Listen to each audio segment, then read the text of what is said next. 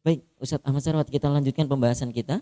Ya, Jadi kita sekarang sudah pegang bukunya sudah ya. pegang bukunya Nah, ini, lebih sudah enak enak lagi. ini Ustadz nih. Semoga di rumah juga masing-masing pada pegang bukunya juga. Alhamdulillah, mudah-mudahan begitu Ustadz. Ya.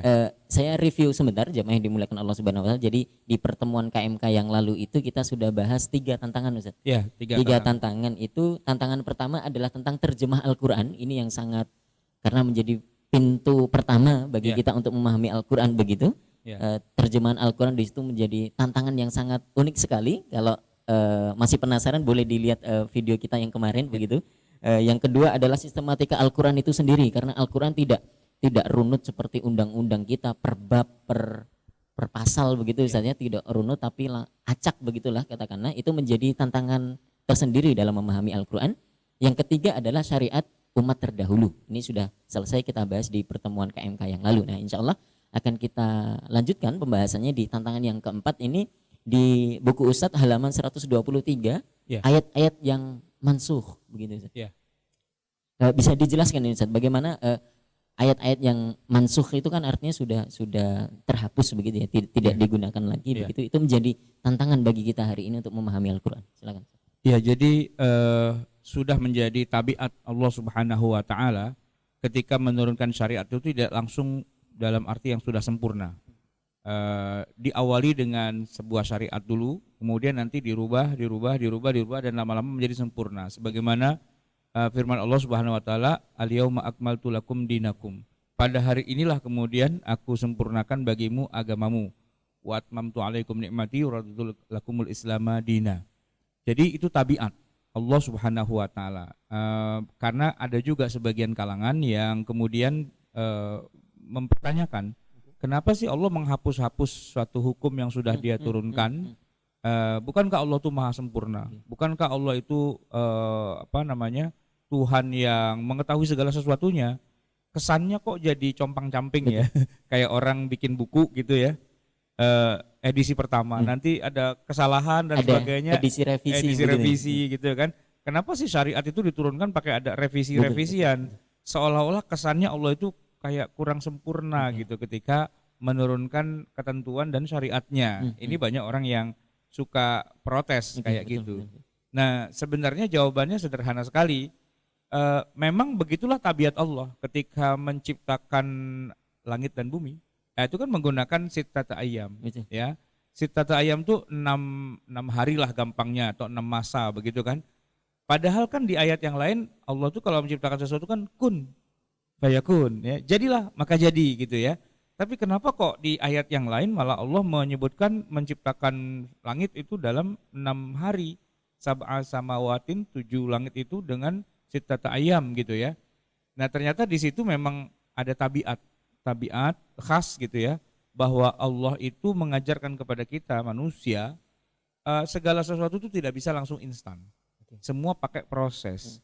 Ya, oke lah Nabi Adam diciptakan pertama langsung jadi orang, maksudnya udah jadi manusia sempurna. Tapi berikutnya lagi anaknya Nabi Adam itu lahir dulu, dari janin dulu, dari anak kecil dulu, sampai kemudian anak kanak-kanak, kemudian remaja, dewasa dan seterusnya. Dan begitulah siklus manusia, dan begitulah siklus semua kehidupan. Tumbuhan itu tidak ujuk-ujuk celing langsung jadi pohon gitu kan, enggak.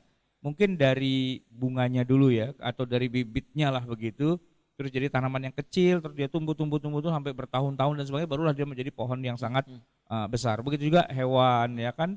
Jadi semua ciptaan Allah itu memang Allah buatkan tabiatnya adalah semua dengan proses. Termasuk ketika Allah menurunkan wahyu itu juga dengan proses. Bukan berarti Allah tidak mampu untuk menciptakan langit dan bumi itu dalam 1 hari begitu ya, misalnya. Bisa aja kalau Allah mau kan nggak ada masalah kan. Ya kan bunyi ayatnya gimana sih yang kun fayakun itu gimana? Masih ingat nggak? Masih ingat nggak kira-kira ayatnya? Ayyakula lahu kun fayakun, ya gimana tuh awalnya? Ya pokoknya kalau Allah menginginkan bisa saja Allah katakan kun dan fayakun, maka jadilah gitu kan. Kalau Allah menginginkan, tetapi masalahnya nggak semua Allah menginginkan yang ujuk-ujuk langsung jadi. Itu pakai proses. Nah, uniknya adalah proses menurunkan syariah itu juga berlaku mulai dari yang awalnya ada dulu, diturunkan dulu, lalu kemudian diubah menjadi yang lain, diubah lagi menjadi yang lain, diubah lagi menjadi yang lain, dan terus begitu. Nah, setiap kali mengubah itu turun ayat tersendiri. Nah, jadi kan lucunya nanti begini, satu ayat turun pertama kali mengatakan A hukumnya. Tapi kemudian setelah selang beberapa waktu, turun lagi ayat yang berbeda, masih dengan tema yang sama, itu sudah berubah hukumnya menjadi B. Gitu ya. Nah, nanti bertahap lagi, kapan lagi waktu, turun lagi ayat yang berbeda, di surat yang berbeda, di nomor yang berbeda, tapi temanya masih sama, cuman hukumnya berubah jadi C, berubah jadi D, dan seterusnya begitu kan. Nah, itu kalau kita orang awam baca Al-Quran, kok ayatnya satu dengan yang lainnya ada kontradiksi ya. Nah, gitu kan. Nah, jawabannya salah satunya adalah iyalah kontradiksi, karena itu bagian dari proses penyempurnaan syariat. Awalnya A dulu, kemudian berubah jadi B. Setelah itu berubah lagi jadi C. Setelah itu berubah lagi menjadi D, dan seterusnya. Nah, kalau kita yang nggak mengerti ilmu nasakh wal mansukh, nah ini kan nama cabang ilmunya adalah nasakh dan mansukh. Itu kita jadi puyang sendiri. Nah, jadi tantangan tersendiri dalam memahami Al-Quran. Yang mana ya yang kita pakai sekarang? Nah, gitu kan. Jadi barangkali saya ingin minta dari Ustadz Sarwat untuk menyebutkan contoh begitu Ustaz, biar ada gambaran begitu ya, di kita. Kalau contoh banyak sekali. Saya biasanya kalau memberi contoh yang paling favorit itu adalah ketika kita bicara tentang khomer. Khomer. Yang pertama kali turun di Mekah itu, Allah bicara tentang khomer itu, kesimpulan saat itu tidak haram. Malah memberikan istilahnya dorongan untuk memproduksi khomer. Wa min thamaratin nakhili wal a'nabi tattakhiduna minhu sakaran wa rizqan hasana. Ya, dari buahnya pohon kurma dan buahnya pohon anggur, tattakhiduna minhu sakaran. Kamu bisa mengolahnya menjadi sesuatu yang memabukkan. Nah, yang memabukkan itu rizqan hasana. Itu adalah rezeki yang baik. Rezeki yang baik, bikin khomer, bikin orang mabuk, itu kok rezeki yang baik. Ini Quran macam apa pula gitu kan? Nah, tapi memang begitulah pada saat itu.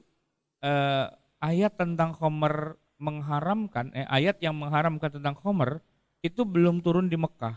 Tapi di Mekah sudah turun ayat tentang khomer dengan hukum yang bukan haram. Hukumnya malah kira-kira itu dianjurkan lah gitu. Dianjurkan setidak-tidaknya untuk bisnis gitu, untuk dapat apa istilahnya mata pencaharian. Karena disebutnya rizqan hasanah, rezeki yang baik. Jadi itu halal dan baik gitu kan.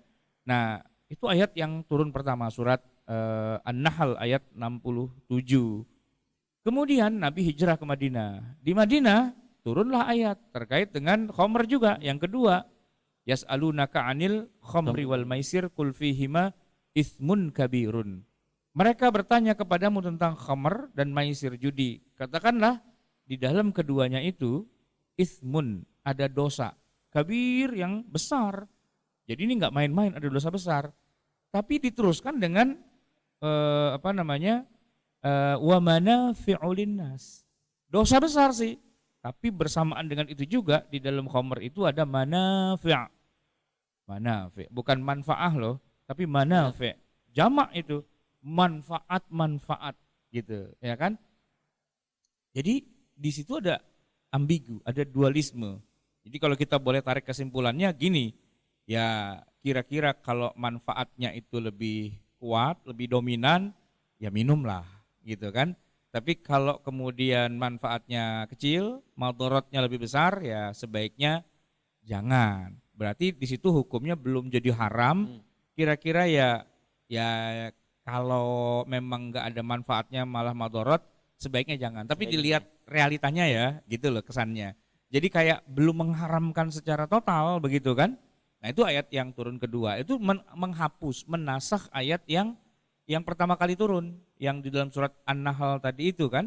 Nah berikutnya lagi turun lagi, tapi tidak mengharamkan juga, karena Allah cuma melarang kalau mau sholat nggak boleh mabok, ya kan? La taqrabus sholata wa antum sukaro, janganlah kamu mendekati sholat kalau kamu dalam keadaan mabuk. Berarti kesimpulan hukumnya khomer itu haram tapi temporal gitu ya, ketika hampir menjelang sholat, karena ilatnya adalah jangan sampai waktu sholat meracau, mabok, nggak tahu apa yang dia baca dan sebagainya, kan begitu kan. Nah baru nanti pada ayat yang keempat kalinya yang turun, nah, baru di situ nanti innamal khamru wal maisiru wal ansabu wal azlamu rijsun min amalis syaitani fajtanibuhu gitu ya. Dan di ayat terusannya itu nanti di bagian akhirnya disebutkan fahal antum muntahun. Apakah kamu nggak mau berhenti juga? Nah saat itu Umar kemudian membuang itu khamr-khamr yang masih dimilikinya, lalu beliau mengatakan intahaina. Ya udah kita berhenti. Itu beberapa catatan sejarah menyebutkan bahwa ayat yang keempat yang itu turunnya udah hampir Nabi wafat itu. Sebagian mengatakan di tahun ke-3 Hijriah, sebagian mengatakan di tahun ke-6 Hijriah. Tapi intinya bukan di Mekah, udah di Madinah dan udah di bagian akhir gitu kan. Berarti ayat-ayat yang turun itu ada 4 tadi ya. Itu ayat pertama itu dihapus sama ayat yang kedua. Nggak boleh hari ini orang berdalil dengan ayat pertama. Gitu kan? Tapi ayat yang kedua yang menghapus ayat pertama itu pun dihapus lagi dengan ayat yang ketiga. Maka nggak boleh kita pakai hari ini ayat yang kedua tadi itu. Dan ayat yang ketiga dihapus lagi dengan ayat yang keempat yang terakhir. Maka ayat yang ketiga pun nggak boleh kita pakai. Jadi ada 3 ayat itu gugur. Udah nggak boleh dipakai. Ya kan? Kalau kita belajar ilmu nasakh wal mansukh itu ternyata ada banyak ayat yang ya nggak boleh dipakai. Gitu. Padahal itu ayat Quran loh, itu firman Allah loh, tapi ternyata dinasakh, dihapus gitu. Nah ini sebuah tantangan tersendiri ketika kita ingin kembali pada Quran, kita harus belajar ilmu nasakh wal mansukh. Itu intinya. Saya kebayang kalau misalnya jargon itu dipahami mentah-mentah begitu Ustaz. Kembali kepada Al-Qur'an begitu, lalu tiba-tiba bacanya itu Ustaz, ya ayyuhalladzina amanu la taqrabus sholata wa antum sukara gitu. Dia hanya tahu sampai segitu. Oh ternyata meminum khamr itu tidak boleh kalau mau sholat begitu. Yeah. Di luar sholat ternyata boleh, itu bahayanya. Itu di Quran situ. loh itu. Itu Quran. Itu Quran. Ya memang benar Quran. Tapi kalau dijadikan sebagai dasar istinbat hukum tidak boleh. Karena di masa Nabi pun sudah dihapus. Itu menghapusnya bukan sekarang ya. Menghapusnya pada saat Quran itu lagi turun. Maksudnya di rentang 23 tahun itu, ya kan? Itu sudah turun ayat yang menghapus ayat-ayat sebelumnya. Maka sejak di masa Nabi pun ayat itu, nah ini unik ya. Ayat itu tetap dibaca. Ya kan? Tetap dibaca. Kan enggak dihapus. Kita masih menemukannya dalam mushaf kita. Dan kalau dibaca berpahala enggak? Ayatnya sudah enggak berlaku. Hukumnya udah enggak berlaku. Ayatnya masih ada. Saya tanya, itu hukumnya udah enggak berlaku loh. Enggak boleh dijalankan. Tapi ayatnya kalau kita baca, boleh nggak? Boleh. Boleh. Kita baca boleh. Dapat pahala nggak? Dapat pahala. Dapat pahala. Tapi kalau kita jalankan ayatnya, keliru, haram, dosa nah, gitu kan ada. Baca Quran dapat pahala, tapi menjalankannya haram. Itu Quran yang mana? Quran yang ayatnya sudah dinasakh. Jadi teka-teki fikih. Jadi teka-teki. Menarik ini. Kan kalau kita orang awam ya, kita harus menjalankan semua perintah Allah yang ada di dalam Al-Quran. Nggak bisa. Ayatnya kalau dimansuh nggak boleh, justru nggak boleh dijalankan. Nah, itu penting, itu harus kita ketahui. Adanya di pelajaran ilmu Al-Quran dan tafsir di IAT. Ya, atau kalau yang lebih detail lagi nanti adanya di pelajaran syariah, ilmu fikih. Nah, dalam ilmu fikih akan dijelaskan. Tapi karena kita lagi ngomongnya dari justruan Quran, ya ilmu Al-Quran itu ada salah satunya adalah an-nasikh wal mansukh gitu ya. Menarik ini Ustaz. Artinya berarti seseorang itu dalam memahami Al-Quran tidak boleh terlewat ini satu poin ini Ustaz ya. Nasikh wal mansukh ini karena bisa jadi fatal sekali. Ya, udah Isya. Insya Allah kita lanjutkan setelah adzan Isya.